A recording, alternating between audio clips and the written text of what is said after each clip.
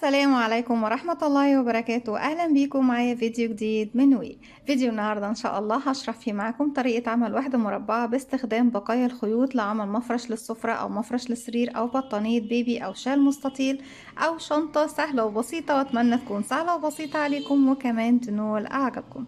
فضل الله يسع أمرا، ما تنسوش إذا عجبكم الفيديو تدعموني بلايك وشير وسبسكرايب.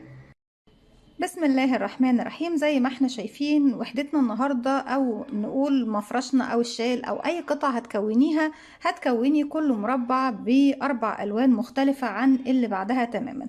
ممكن تستخدمي الالوان هي في اكتر من مربع في المفرش كله، بحيث ان انت تخلي مثلا لو الوحدة دي من 4 الوان، هنخلي مثلا في المربع كله او في المفرش كله 5 أو 6 وحدات من اللون ده. وممكن نستخدم وحدة واحدة بس زي ما احنا عاوزين، مفيش اي مشكلة. زي ما قلت لكم نقدر نستخدم بقايا الخيوط بطريقة لطيفة وسهلة وباستخدام الوان كتير متاحة موجودة عندنا، بس على شرط يكون حجم ابرة واحد مع سمك خيط واحد موجود متوفر عندك. ببتدي اشتغل ب4 الوان. هنا انا اشتغلت بالابيض والازرق والبطيخي او المائل شوية للاورنج، وهنا استخدمت اللون الزيتي او اللي هو اللون الاخضر شوية الغامق. هنبتدي بسم الله الرحمن الرحيم. هشتغل معاكم بخيط صوف متوسط السمك مع ابرة 3.5 ملم. انا ابرتي دي 3.75، لكن هي ما يعادل 3.5 ملم من ابر السيليكون او الابر الالومنيوم. في البداية ببتدي اكون دائرة سحرية، وداخل الدائرة السحرية بشتغل 12 عمود بلفة، بسيب مسافة بسيطة من الخيط وعلى 2 من الاصابع. هبتدي الف الخيط وارجع للخلف واجي تاني للامام. الخيط ما بيكونش جنب بعضه، لا عكس بعض شكل حرف الاكس، وارجع تاني للخلف الف ايدي الناحية التانية. بيتكون عندي هنا حلقتين، بنزل تحت الحلقة الاولى وبسحب من تحتها الحلقة التانية. هلف ايدي الناحية التانية وواحدة واحدة خرج الخيط من على ايديا، واتأكد ان طرفين الخيط داخل الدائرة السحرية. طرف خيط البداية بتحافظي عليه عشان تقفلي الدائرة السحرية في النهاية، لكن بتسيبيه ما بتشتغليش بيه. ببتدي ارفع بقى طرف الخيط المتصل بالبقرة او الشلة على ايدي عشان ابتدي اشتغل. مش هقدر اشتغل داخل الدائره قبل ما اقفلها. ازاي بقفلها؟ بيكون عندي على الابره حلقه، بسم الله الرحمن الرحيم، بلف الخيط واخرج منه كده. بكون اشتغلت سلسله. على السلسله دي اللي قفلت لي الدائره السحريه هرتفع عليها كمان سلسله، وهعتبر الاتنين لا شيء، مجرد بس سلاسل ارتفاع تقرب لي من ارتفاع الغرزه اللي انا هشتغلها، وهي غرزه العمود بلفه، لكن مش محسوبين معايا من العدد خالص. داخل الفراغ او داخل الدائره السحريه هبتدي بس اشد خيط البدايه، اضيق بس مركز الدائره شويه عشان اعرف اشتغل.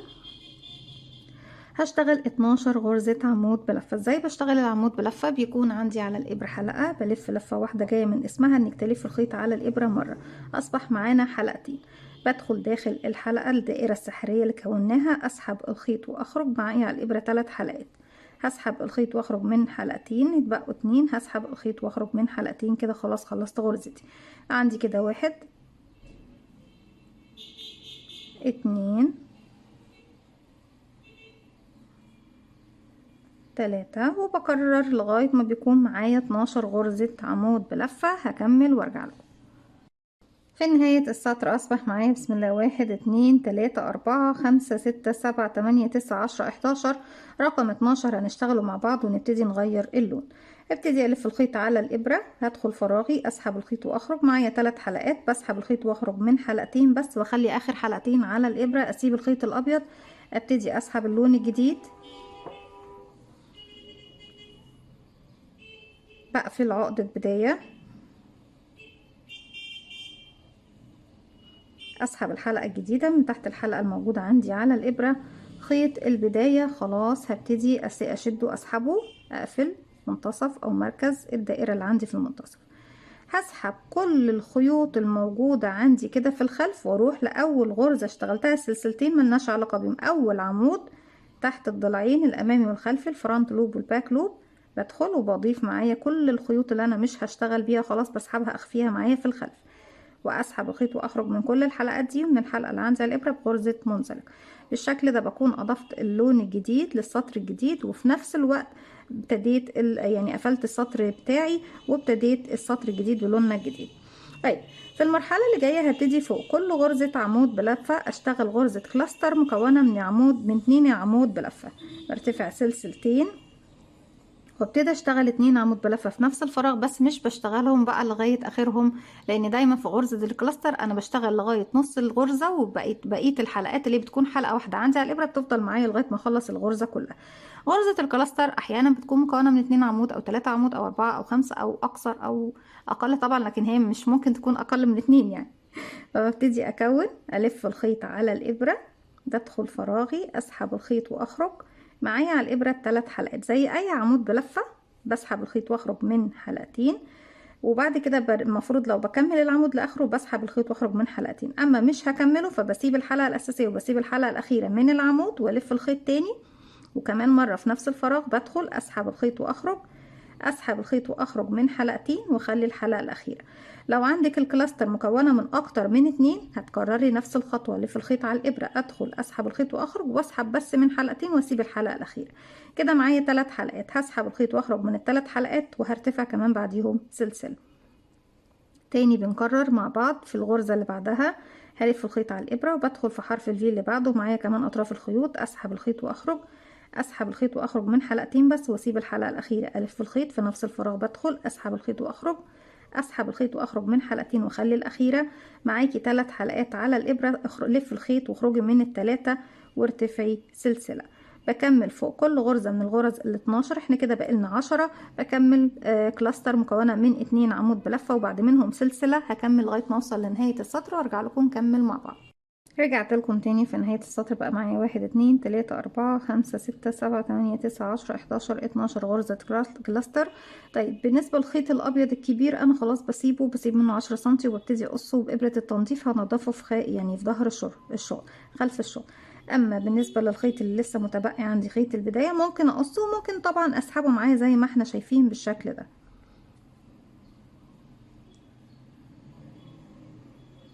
هبتدي اضيف لون جديد اللي هو اللون اللي بعده،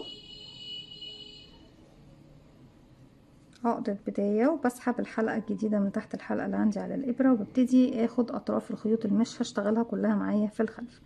همشي بمنزلقة لغاية السلسلة، مش بشتغل فوق غرز الكلاستر نهائي، أنا بشتغل فوق السلسلة اللي ما بين كل غرزة كلاستر وكلاستر.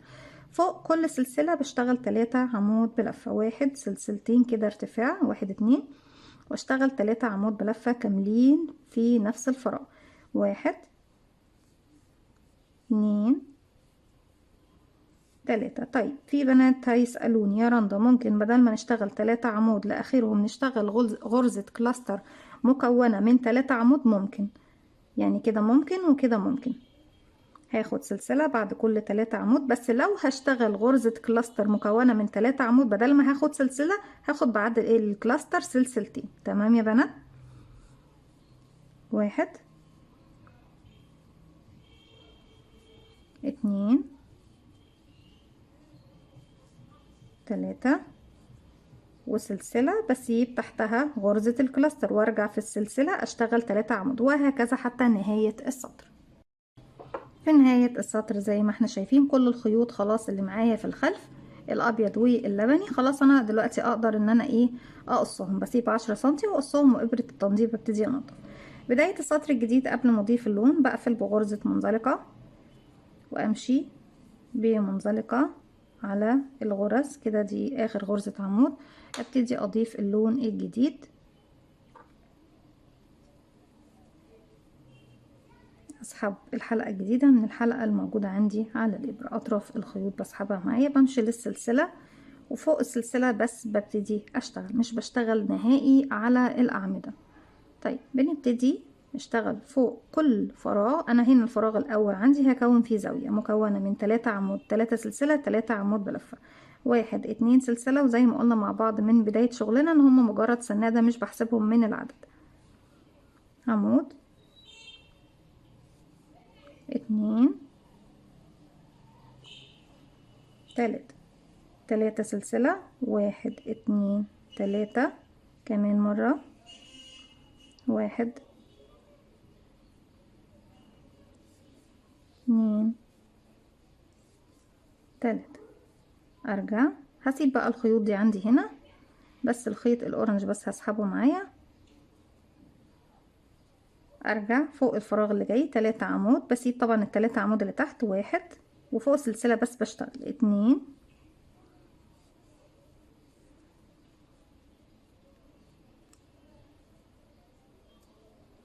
تلاتة. ارجع الفراغ اللي جاي بس 3 عمود، 1 2 3.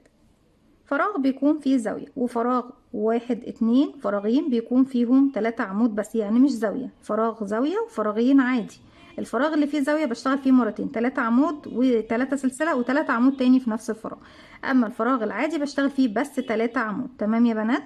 مش باخد ما بين كل فراغ وفراغ اي سلاسل، بشتغل مباشرة. معنى ان الفراغ اللي جاي هيكون زاوية مكونة من 3 عمود 3 سلسلة 3 عمود، والفراغين اللي بعديهم هيكونوا بس 3 عمود. 1 2 3 1 2 3 سلسلة، وارجع تاني لنفس فراغي هو 1 2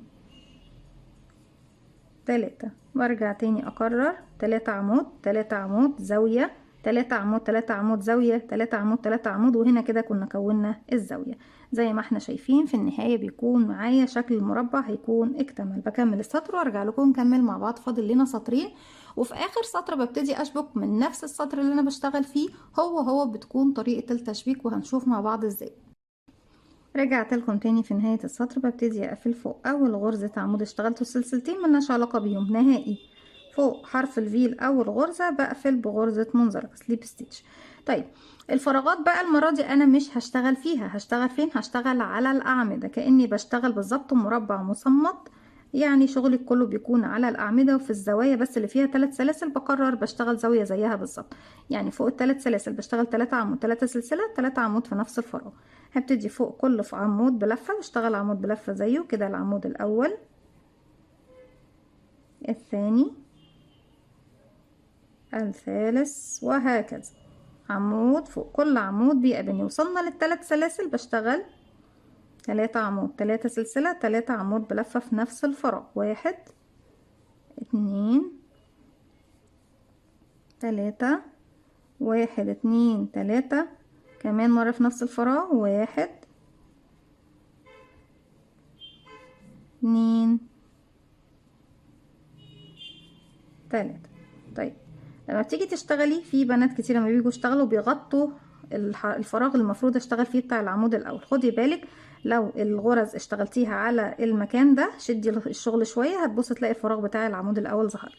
ابتدي اشتغل على كل عمود عمود كده، عمود عمود عمود عمود لغايه ما اوصل للثلاث سلاسل اللي ايه في الزاويه اللي بعدها. عمود على كل عمود يقابلني لغايه ما بوصل للثلاث سلاسل، بشتغل 3 عمود 3 سلسله 3 عمود بلفه، وبكرر بقى على مسافه السطر بتاعي كله للمربع بنفس الطريقه. كل عمود فوقيه عمود ولا طبعا، لكن بالنسبه للثلاث سلاسل اشتغل 3 عمود 3 سلسله 3 عمود بلفه. هكمل وارجع لكم. رجعت لكم تاني، وفي نهاية السطر زي ما احنا شايفين هنبتدي نقفل بغرزة منزلقة. وبكرر السطر اللي فات اني ببتدي اشتغل فوق كل عمود عمود ما عدا الزاوية بشتغل فيها 3 عمود 3 سلسلة 3 عمود بلفة. وفي نفس السطر ده هبتدي اشبك في الوحدة المقابلة ليه. هرتفع سلسلتين، وفوق نفس الغرزة الاولى برتفع بشتغل غرزة عمود، واللي بعدها كده عمود عمود، واللي بعدها عمود لغاية ما اوصل للزاوية. عمود عمود.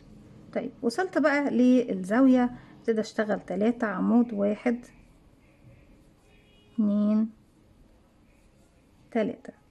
طيب المفروض ان انا هبتدي اشبك في الوحدة المقابلة ليا. هبتدي بدل ما كنت برتفع 3 سلسلة هرتفع سلسلة واحدة بس، واجي عند الزاوية اللي طبعا الجهة التانية من تحت من خلف الشغل ببتدي انزل من تحت الثلاث سلاسل. هسحب الخيط وهخرج زي ما احنا شايفين معايا الابرة حلقتين، بسحب الخيط واخرج منهم هما الاتنين بغرزة غرزة حشو. وبعد كده ارتفع سلسلة وهلف الخيط على الابرة وابتدي اشتغل داخل الزاوية بقية الثلاثة عمود الباقيين اللي هما بيكونوا قصاد الثلاثة عمود دول كده. عمود زي ما احنا شايفين 2 3. طيب في تالت عمود برفع الخيط بتاعي كده، وبروح بقى للمربع التاني من الوش كده، باجي بعد 1 2 وده تالت عمود، بنزل تحت حرف الفي ليه، اسحب الحلقة اللي انا كنت سحباها لفوق من تحته بالشكل ده. تمام. هبتدي بعد كده اروح اشتغل على الاعمدة، بس انا كده شبكت ايه بعد تالت عمود. اوكي يا بنات، كده عمود، اتنين، تلاتة، وصلت للتالت. اسحبي خيطك لفوق، ارجعي للمربع اللي هو في الخلف ده، عدي واحد. ده طبعا بعد ما انا شبكت هنا بعد من بعده واحد، اتنين، وفي رقم تلاتة بنزل تحت حرف الفي، اسحب الخيط اللي انا سحباه بالشكل ده اهو. ارجع الف الخيط على الابرة، اشتغل عمودين، واحد، اتنين، وبعدهم التالت. بس في التالت بركز طبعا ان انا بسحب خيطي لفوق، وفي المربع اللي في الخلف واحد، اتنين، تالت عمود بسحب من تحته الخيط زي ما احنا شايفين. في امكانك انك تسحبي بعد كل عمود بتشتغليه، مش شرط انك تستني كل 3 عمود، لا، ممكن كل عمود بتشتغليه تسحبي من العمود اللي وراه على طول. لكن احنا دي طريقة تشبيك الوحدات دي عامة، او فكرة المفرش بتاعنا النهاردة. 2 عمود، واحد، اتنين، وبشتغل التالت. بس في التالت بعرف ان انا طبعا هسحب خيطي من الوحدة اللي مقابلة ليا من العمود التالت اللي هو قصاد العمود اللي انا بشتغله بالظبط. 3 عمود، واحد، اتنين، وفي رقم 3 احنا عارفين طبعا ان احنا ايه هنبتدي نشبك في الوحدة اللي في الخلف. واحد، اتنين، ده العمود رقم 3 اللي قصاد العمود اللي انا اشتغلته مباشرة. واحد، اتنين، ده رقم 3.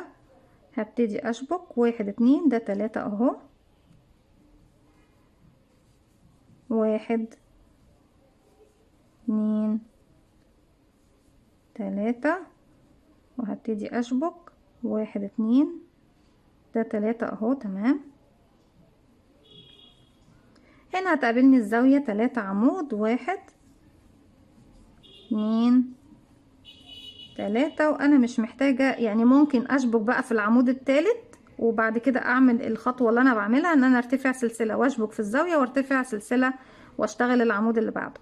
كده خلاص شبكت في العمود ده. ممكن على فكرة اتغاضى عن الخطوة دي، ارتفع سلسلة، انزل من هنا اعمل الحشو بتاعتي، ارتفع سلسلة، اكمل ال3 عمود اللي في الجهة المقابلة. واحد، اتنين، 3، وبكمل بقى على كل عمود يقابلني عمود بلفة زيه. زي ما احنا شايفين بتكون دي طريقة التشبيك، هي طريقة ديكورية شوية يا بنات زي ما احنا شايفينها.